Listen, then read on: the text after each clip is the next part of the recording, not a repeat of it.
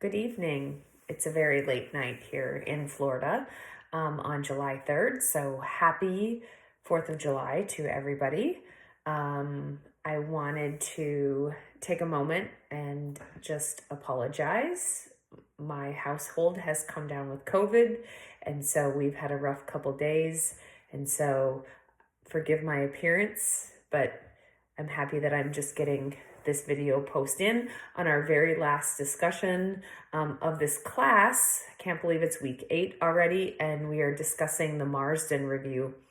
I think what was eye-opening for me, the most out of Marsden especially, is that I actually found his readings every week the hardest for me to actually comprehend.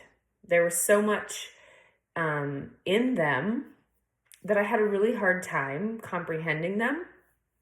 And maybe he used vocabulary and vernacular and terminology that I've never been exposed to or wasn't as familiar with.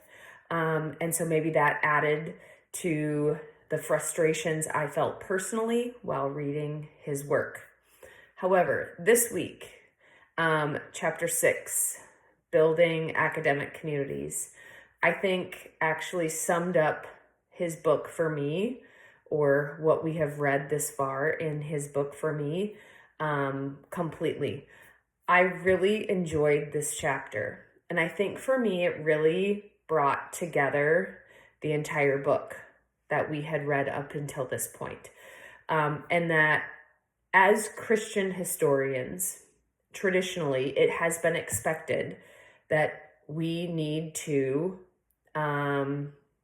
let's just use the terminology, stay in the closet.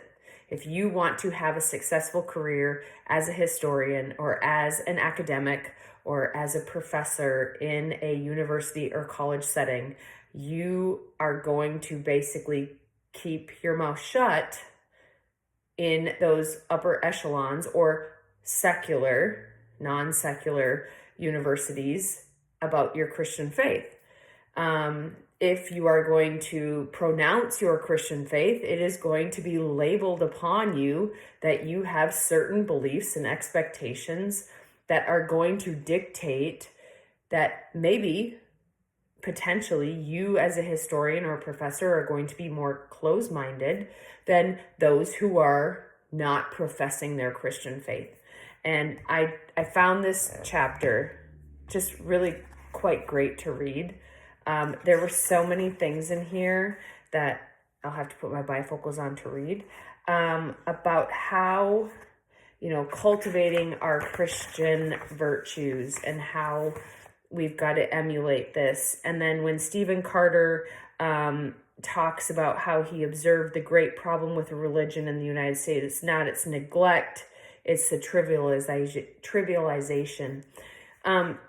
So as a whole, as I'm looking at the Marsden review and reflecting upon it, I think what I come out of this term, this 8-week class, and reading Marsden and not fully comprehending it or internalizing it as much as I could have, this chapter did a great job for me bringing it all together, realizing that the expectation of a Christian historian or a Christian academic is kind of what I remember being at home as a kid, and that you didn't talk about politics or religion at the dinner table.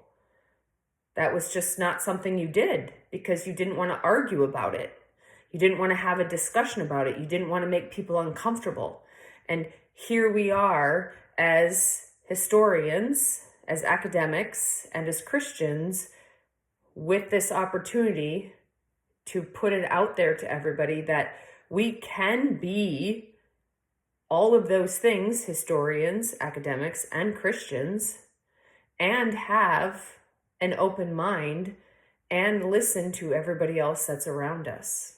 That is what I took away from Marsden, especially with this last chapter. Thank you.